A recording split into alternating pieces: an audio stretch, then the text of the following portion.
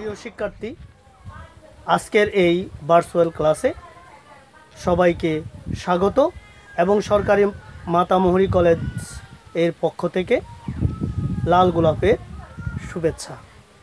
আমরা গত ক্লাসে উচ্চারণে আদ্য অয়ের উচ্চারণ সম্পর্কে তোমাদের বলেছি। আজকে আমি তোমাদের সম্মুখে হাজির হয়েছি উচ্চারণের মধ্য অ নিয়ে।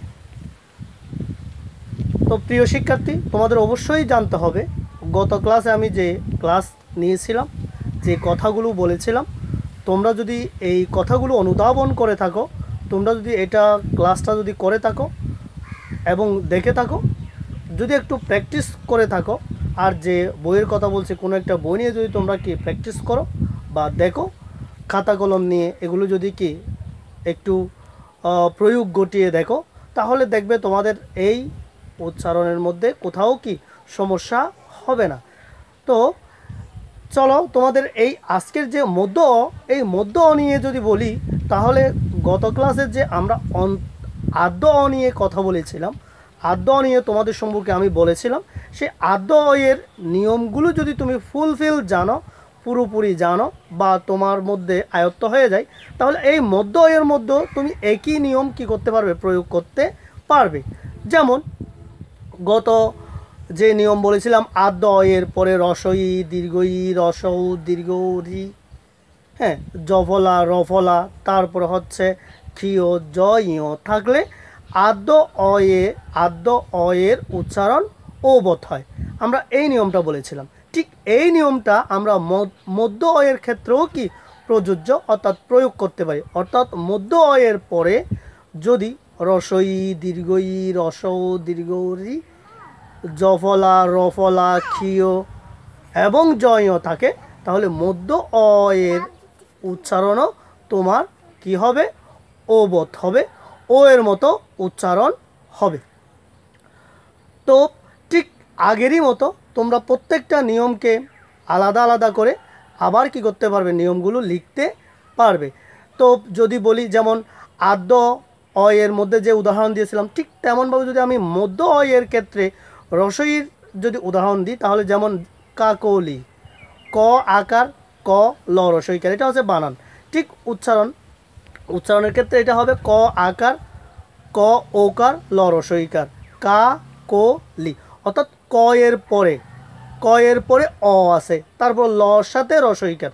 তো মধ্য অয়ের পরে, অর্থাৎ কর মধ্যে অ আছে, ল এরপরে রসইকার আছে, এই জন্য ল রসইকার আগে যে ক বর্ণের সাথে সংযুক্ত অয়ের উচ্চারণটা ও হয়ে গেছে, অর্থাৎ কাকলি হয়ে গেছে। যেমন ক আকার ক ল রসইকার, এটা বানান, আর উচ্চারণ হচ্ছে ক আকার ক ওকার ল রসইকার। এরকম কাকলি, এরকম আমরা বলতে পারি অবগতি, এভাবে বলতে পারি কি অবগতি। এই যে গতি, এই যে গম মধ্যে অ আছে ত রসইকার, এই জন্য অবগতি, বানান হচ্ছে গ, আর উচ্চারণের মধ্যে বলছি আমরা কি গতি, অবগতি। ঠিক এরকম আরও আমরা বলতে পারি, যেমন অতনু, আমরা এটার বলতে পারি অতনু, এটা তোমার বানান হচ্ছে অ ত দন্ত নরসকার, উচ্চারণ হবে অ ত ওকার দন্ত নরসকার, অতনু। এরকম আমরা বলতে পারি অদম্য, অদম্য, অর্থাৎ বানানো হচ্ছে অ দ ম জফলা, আর উচ্চারণ হবে অ দ ওকার ম হসন্ত ম ওকার, অর্থাৎ অদম্য। এভাবে আমরা অর্থাৎ অর্থাৎ আদ্য অয়ের ক্ষেত্রে আমরা যে নিয়মগুলো প্রয়োগ করেছিলাম, সেই প্রত্যেকটা নিয়ম আমরা মধ্য অয়ের ক্ষেত্রে কি করতে পারবো, প্রয়োগ করতে পারবো। তো প্রিয় শিক্ষার্থী, তোমরা আশা করি কথাটা বুঝেছ। এরপরেও আরও কিছু নিয়ম আছে, সেই নিয়মগুলো তোমরা একটু ফলো করবে। সেটা হচ্ছে 3 বা তার অধিক বর্ণে গঠিত শব্দের মধ্যে তোমার অয়ের আগে, অর্থাৎ অয়ের আগে যদি তোমার কি থাকে, অ থাকে, আ থাকে, তা ও থাকে, এ থাকে, তাহলে মধ্যের মধ্যে যে অ আছে, সে অ এর উচ্চারণটা তোমার কি হবে, ওর মতো হবে। আমি আবারও বলছি, অর্থাৎ 3 বা তার অধিক বর্ণে গঠিত শব্দের মধ্যে যদি অ থাকে, সে অ এর আগে যদি অ থাকে, আ থাকে, তারপরে হচ্ছে এ থাকে, ও থাকে, তাহলে মধ্য অ এর উচ্চারণ অবশ্যই ও এর মতো হবে, মানে ও বধ হবে। যেমন আমরা বলতে পারি কাগজ, বানান হচ্ছে ক আকার গ বর্গীয় জ, কিন্তু উচ্চারণ হবে ক আকার গ ঔকার বর্গীয় জ, কাগজ। কেন?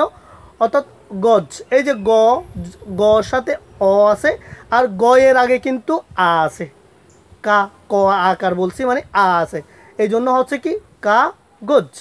এরকম উচ্চারণ, বানান হবে ছাগল, উচ্চারণ হবে ছাগল। এভাবে আমরা বলতে পারি আদর, বানান উচ্চারণ হবে আদর। এইরকম আনন, উচ্চারণ হবে আনন, অর্থাৎ সরিয়া দন্তন্য আ নন, বানান এরকম, কিন্তু উচ্চারণ আ নন, দন্তন্য ঔকার দন্তন্য হসন্ত আ নন। ঠিক এরকম আদর, দ ঔকার র হসন্ত আদর, কিন্তু বানান হচ্ছে আদর, কিন্তু উচ্চারণ হবে দ ঔকার র হসন্ত আদর। এই বিষয়গুলো, এই নিয়মটাও তোমাদের কি করতে হবে? অনুসরণ করতে হবে। এরপরে হচ্ছে পরবর্তী আমরা আরও একটা নিয়ম প্রয়োগ করতে পারি, সেটা হচ্ছে বাংলা ভাষায় বেশ কিছু তোমার সমাসবদ্ধ শব্দ আছে, যে শব্দের মধ্যে সমাসবদ্ধ না হওয়ার পূর্বে ওই শব্দগুলো তোমার কি যেটাকে বলা হয় কি হলন্ত উচ্চারণ হতো, কি হতো? হলন্ত উচ্চারণ হতো, কিন্তু সমাসবদ্ধ হওয়ার কারণে হলন্ত না হয়ে ও, অর্থাৎ অরক্ষিত হয়। অরক্ষিত হয় মানে হচ্ছে অরক্ষিত হয়ে সে অয়ের উচ্চারণ ও এর মতো উচ্চারিত হয়। অর্থাৎ যেমন দীর্ঘইকার দন্তন্য দিন, এই যে দিনের নিচে হসন্ত আছে, দিন হলন্ত উচ্চারণ হচ্ছে, কিন্তু এটা যখন দীনবন্ধু হবে, অর্থাৎ দিনের সাথে যখন বন্ধু যোগ সমাসবদ্ধ যখন শব্দটা হবে, তখন উচ্চারণ হবে দীনবন্ধু, অর্থাৎ দীর্ঘইকার দন্তন্য বানান দন্তন্নয়ে রসুকার দীন, অর্থাৎ দীন বন্ধু, এভাবেই তোমার কি হবে? উচ্চারণ হবে। ঠিক এরকম হলন্ত উচ্চারণ হচ্ছে যখন বনবাসী হচ্ছে, তখন উচ্চারণটা হবে কি বনবাসী, অর্থাৎ দন্ত নয়ের মধ্যে কি ওবোধ হচ্ছে, অর্থাৎ দন্ত নয়ের সাথে অ ছিল, অটা তখন কি হচ্ছে? ওবোধ হচ্ছে, বনবাসী। এইভাবে আমাদের কি নিয়মগুলো কি করতে হবে? অনুসরণ করতে হবে। তো আজকে তোমাদের সম্মুখে আমি কি মধ্য অ সম্পর্কে বলেছি, কিন্তু মধ্য অ এর যে নিয়মগুলো বলেছি, এর আগে আমি দুইটা নিয়ম হুবহু বলেছি, এর আগে একটা নিয়ম যেটা বলেছি সেই নিয়মটা আদ্য অয়ের প্রত্যেকটা নিয়ম। এই জন্য যেহেতু আদ্য অয়ের প্রত্যেকটা নিয়ম, সেহেতু আমি কি ওই নিয়মটা কৌশলের মাধ্যমে একবারে বলেছি। তোমরা আদ্য অয়ের নিয়মটা যদি অনুসরণ করো, কিভাবে বলেছিলাম এটা যদি অনুসরণ করো, তাহলে তোমাদের বেসিক্যালি অতিরিক্ত পড়তে হচ্ছে শুধু দুইটা নিয়ম, আর না হয় এর আগের যে 7টা নিয়ম হচ্ছে ওগুলো তোমরা আদ্য অয়ের মধ্যেই কি শিখে ফেলেছো। তো প্রিয় শিক্ষার্থী, আজকে এ পর্যন্ত। তো তোমরা যে আমার ক্লাসগুলো দেখছো কামাল টিচিং মেথড, এই কামাল টিচিং মেথডের সাথে থাকবে, এই চ্যানেলটি সাবস্ক্রাইব করেই কি আমাদের পাশে থাকবে, তাহলে আমি তোমাদেরকে আরও নিত্য নতুন ক্লাস দিয়ে যাব এবং তোমরা এই ক্লাসগুলো কি করতে পারবে। সবাই ভালো থাকো, সুস্থ থাকো, আল্লাহ হাফেজ।